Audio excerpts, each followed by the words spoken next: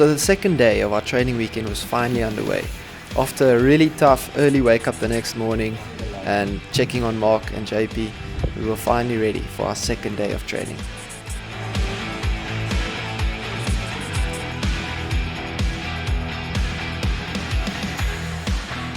The bikes were standing outside ready for the day, and Dirk finally arrived all the way from Joburg. Thanks for the help, Dirk.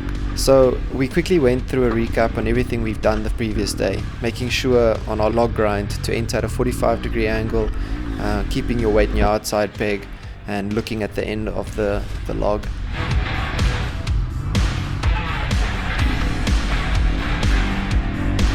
After our log grind, we also went over to our cones, quickly did some brake and power slides.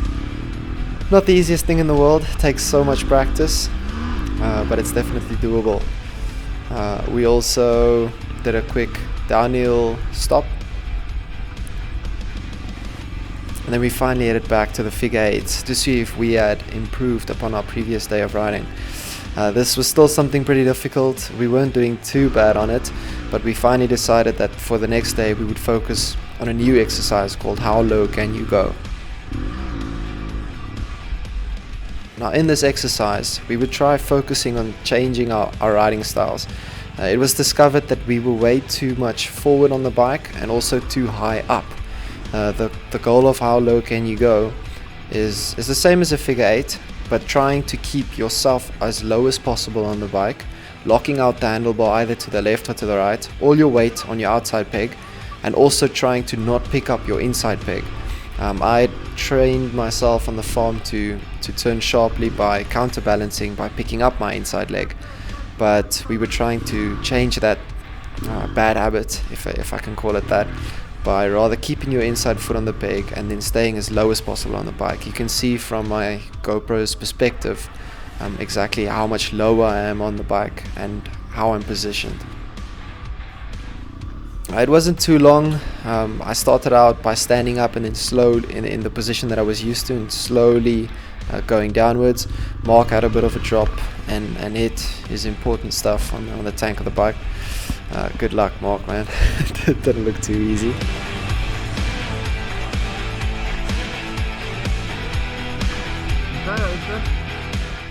So next up we did the garage, or in South Africa we call it the Latte. Now the Latte, it's also a straightforward, it's basically the same principles as circles, except you have to be able to balance for a slight second in between changing turns. So on your left hand side you need to switch all the way to your right hand side. Being able to perform these lock turns and also being able to switch between them is really important. We followed up by riding them simultaneously, all three of us closely behind each other, but the final corner we like to make it too short, so you need to put in a power slide. But the nuisance that this caused was all of us were getting roosted. We got some advice from the pros and decided to head on to the next exercise. Next up we did a synchronized slow race. So it was pretty much exactly the same as a normal slow race, except all three bikes had to be touching each other, or at least the riders had to. So we came up with a plan.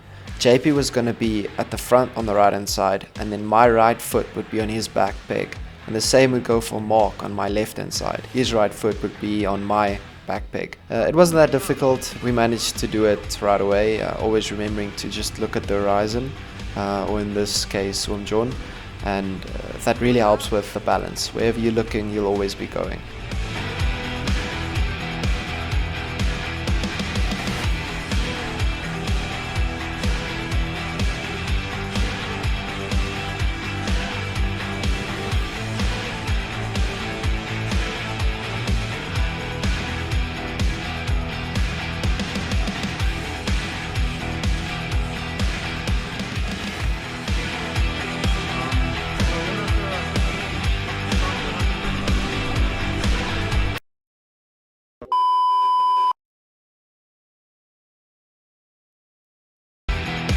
So just a quick disclaimer, we are by no means professionals, but I'll do my best. to explain what we were learned and also not to put anyone in danger. So the basic, most core principle when it comes to toe strapping someone is keeping the toe strap as taut as possible. You want to always try and focus to not have the toe strap loosening up. Also, the toe strap needs to be put on the front bike's right peg so that it doesn't get cluttered up in either the drive shaft or the chain of an 800, and on the back bike's left peg. Next up, as I said, you want to keep the toe strap as taut as possible. The second the toe strap slacks a little bit and the front rider isn't paying attention, it can yank the back bike. So for that reason, you want to always try and be aware, especially if you're the front rider. He has the most important job. So in our second example, I'm going to draw a straightforward tabletop exactly like in that clip I just showed you. Now the main thing with hills like this is you want to be approaching the hill with enough speed for both bikes to be able to clear that hill. You want to be going fast enough to make sure that the rope doesn't get stuck on the peak of the hill. The second reason is if you don't have enough speed, the second bike's going to get stuck on the hill and then the front bike is suddenly going to yank it. That happened to us so many times while exercising this. So you need to be approaching the hill with enough speed in the front bike to make sure that it can pull the back bike all the way over the hill. Then as soon as the front bike clears the hill, you want to slow down as fast as possible, let the back bike clear it successfully, slowly make the rope tight again, and then proceed. In the third situation, it's exactly the same. Even if it's a very sharp and quick, sudden hill, you want to come in approaching really fast to make sure both bikes can clear it. You won't have to dab because your bikes will slowly be rolling down after the hill. You can tighten up the rope again and keep going. So once again, approach fast, slowly over the top, make the rope taut again slowly, and then proceed. In our fourth situation, I should have probably cut out more bikes facing from above. So this is from the top view, and this is only to explain that whoever's in the front wants to be, if you're going around a corner to the left, needs to be on the inside. The reason for this is if you're doing a berm and the left bike is on the right hand side, then the toe strap is going to get caught in the wheel. So moving on, this is us practicing exactly this, and as you can see there, the toe strap wants to get caught in the wheel. That's why the front bike needs to be on the inside. What happened here was we didn't have enough momentum to get over that bump. In our second scenario, while we were approaching the hill, we just managed to clear it.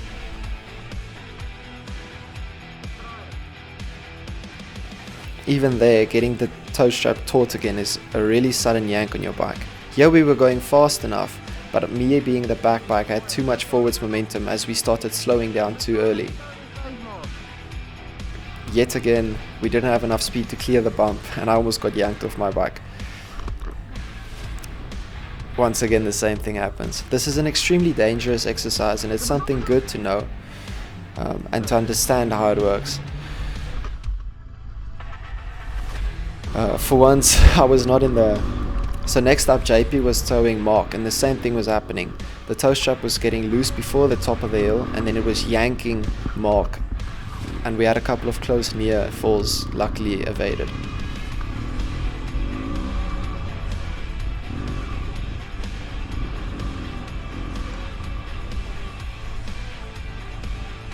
Lastly, after some discussion, we decided that I should be the next one to be pulled by Mark. We almost had enough speed to clear the first hill, but we just did not manage. Here we didn't have enough time to reset, but it actually turned out well because then we slowly got to the top. But as you can see, the second the back bike goes to the left hand side of the front bike, of course the toe strap gets pulled into their wheel. Tying these toe straps to the foot pegs is also by far the best thing to do. I've seen a lot of YouTube videos claiming that you have to make them tighten the toe straps to the subframe itself, but having it tied to such a high place up on the bike isn't necessarily the best thing to do. We started managing better. It wasn't looking as dangerous as it was previously, but next up we decided it was my turn to finally start towing other people. I was a bit stressed as I by now knew what it felt like to be the back person, the person at the back. But it was something new we had to learn, of course. So as I said, approach fast, slow down the second you're at the top of the hill, slowly make the tow strap tight again, making sure the back bike is safe and at a good distance, accelerating fast, and once again braking at the very apex of the hill, slowly getting over it. Yeah, I almost let Mark get too far in front of me, but as long as you make the tow strap slowly taut again, you'll be fine.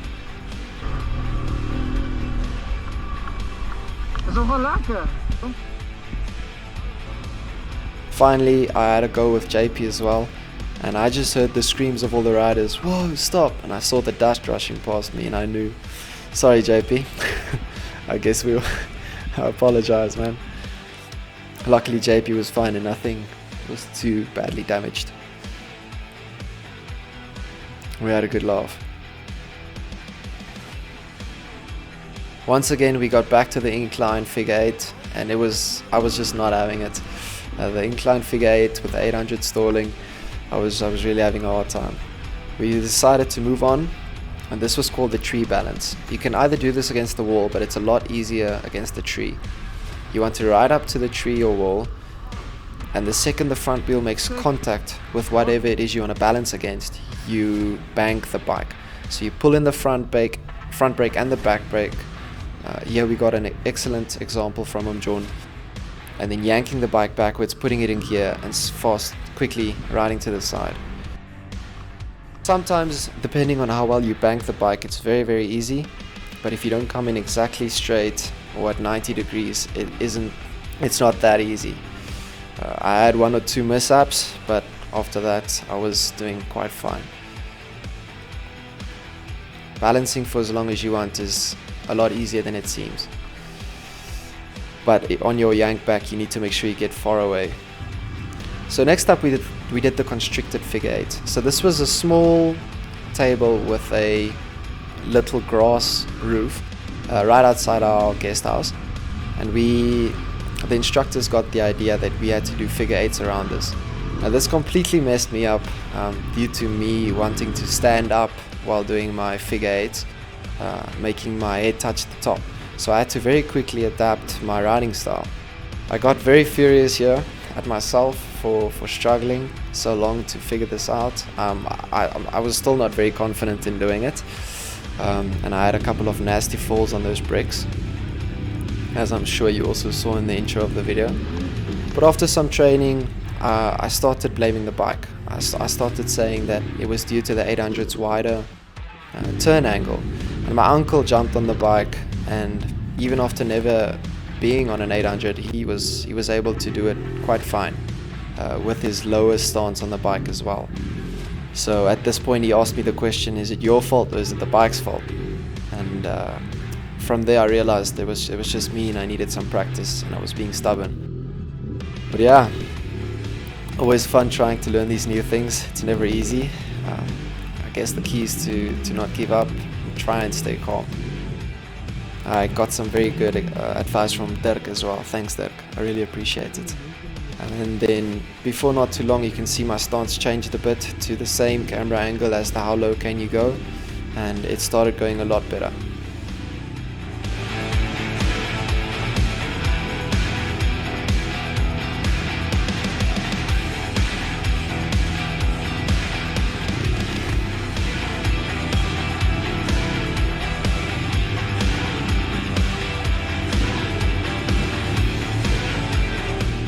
I noticed as I went lower and lower on the bike, the balance just became better and better.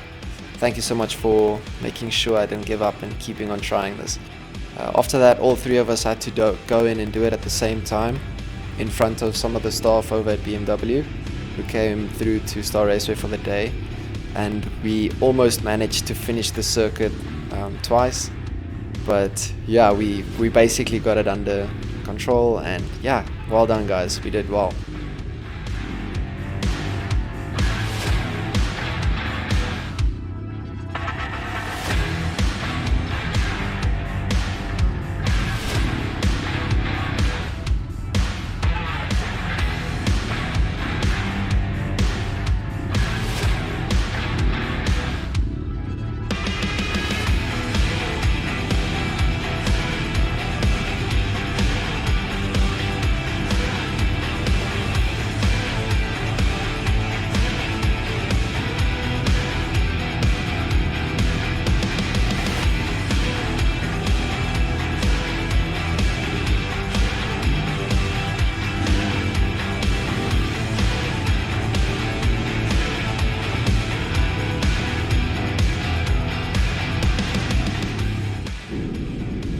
So once we returned to the dirt, I realized that after some of those drops around the constricted figure eights, I bent my back brake lever, and I quickly fixed that.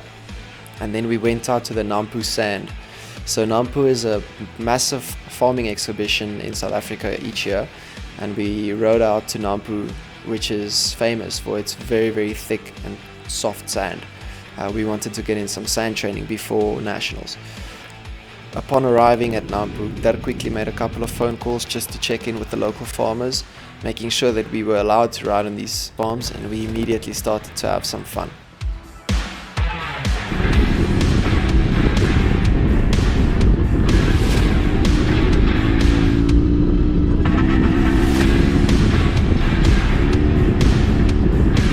So first off, we did some drag racing on a nearby plain field.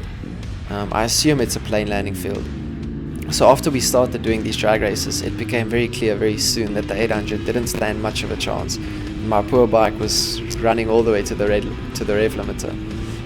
But later on, my uncle gave us the secret, and that was in starting in second. So in starting in second, your pull away is faster, you don't have to shift, and you also don't slip as much. But still, after doing this, I was no match for the 1200s. But it was much fun as always.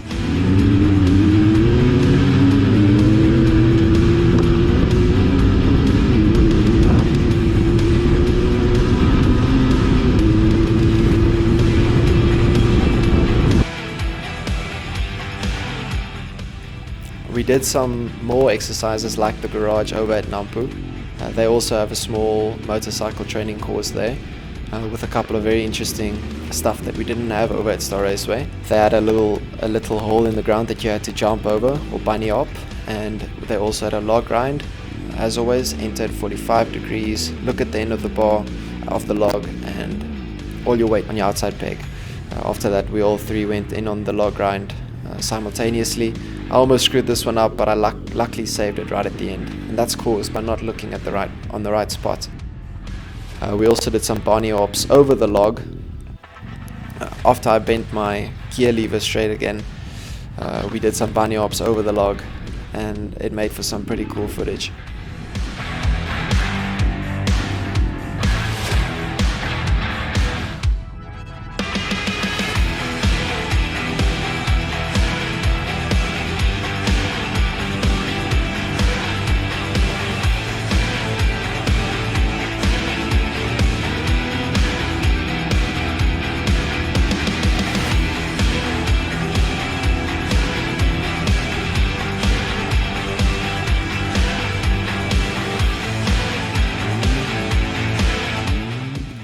So next up, we started practicing some sand lane changes. So changing lanes in sand requires a combination of a couple of things. You want to, as always, put all of your weight in your outside peg, but while changing sand lanes, it's very important where you look. You can't be looking in front of you, you shouldn't be target fixating on the thick sand that's bothering you. You should always be looking at the horizon. This makes the whole exercise so much easier.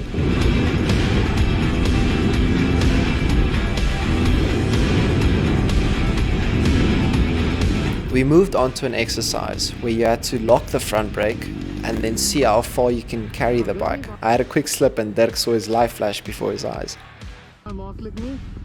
Afterwards, we did some good old-fashioned barrel racing, the main thing that I had been practicing for nationals, as I love to hear the throttle of my bike. After JP and Mark battled it out, it was me and Mark's turn.